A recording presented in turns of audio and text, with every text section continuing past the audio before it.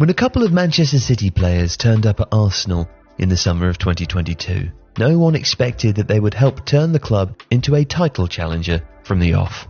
Perhaps the expectation that Gabriel Jesus could have a marked impact on how Mikel Arteta's Arsenal side would play was already there in the mind of the fans, but very few anticipated the effect that Alexander Zinchenko would have on Arsenal's season. So, looking back with the bias of hindsight, and with Arsenal still sitting at the top of the table, why do Zinchenko and Arsenal make so much sense? Ask many Arsenal fans about the changes that Zinchenko has brought to the team, and it's likely that you'll hear the word inverting used at some point. Inverted fullbacks have been around for years, but Zinchenko is perhaps the most extreme inverter. In some games you'll see him popping up all over the field, making it seem like he's fulfilling the role of a central midfielder rather than a fullback. But what benefit does this actually give to Arsenal? Well, the most important aspect of inverting your fullback is that it allows you control. And this happens both in and out of possession. In possession, bringing your fullback inside enables a team to have an extra player in the middle of the pitch. This usually gives you a player advantage over the opposition midfield and can help you to create space that the rest of the team can exploit. So let's take two different examples. Inverting your fullback can create space both horizontally and vertically. By moving the fullback into a more central position, what often happens is that the opposition wide forward will have to track them more centrally, opening up space in the wider part of the pitch. You could call this pinning the midfield narrow. This space can then be exploited by either the wide forward dropping in to pick the ball up, or the number 8 on that side drifting out wide. And by doing this, space will be created somewhere else. Space that can then be exploited by another teammate. Alternatively, inverting your fullback can also generate space vertically. Let's imagine that the opposition wide player doesn't track the fullback.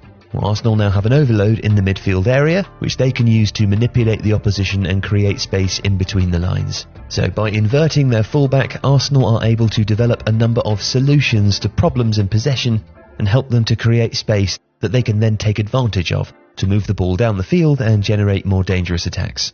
Zinchenko is perfect for this role because he has the skill set to play as a central midfielder, a position that he's played throughout his career, whilst also being able to function as a more traditional fullback when required.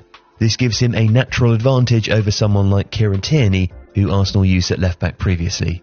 With Zinchenko, Mikel Arteta is afforded a level of tactical flexibility which allows him to solve more problems in possession than he might do with a fullback who couldn't invert as well as the Ukrainian. And inverting the fullback also affords a football manager an out-of-possession advantage too. By moving a fullback inside, the team are able to adopt a more compact structure with their defence, which can help prevent opposition teams from overrunning them if they lose the ball. If the ball should be turned over, Arsenal's compact block of 5 deeper players is well set up to stop the counter-attack. By allowing space in the wide areas for the opposition to attack, Arteta is increasing the distance that the opponent has to travel to get to the goal in these moments and reducing the distance his own team have to cover. But Zinchenko shouldn't simply be viewed as an inverting fullback. He can also function as a more traditional wide fullback in certain situations, and this is increasingly important as Arsenal are coming up against teams who are going to sit deep and look to prevent them from finding space to exploit by compacting themselves around the box, just as Bournemouth did in the 3-2 thriller that Arsenal won in the last minute of the game.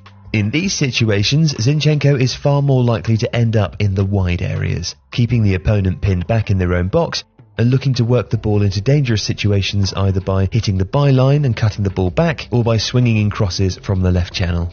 In these moments, it's important for Arsenal to control the game as much as possible. As you can see, their players are positioned extremely aggressively, leaving a lot of space in behind for their opponent to take advantage of if they lose possession. Again, Zinchenko has the skill set to both work the ball into dangerous areas of the box, but also retain possession in tightly congested spaces, helping to avoid turnovers of the ball. So as before, Zinchenko offers Mikel Arteta a clear tactical upside, but now in a more attacking phase of play.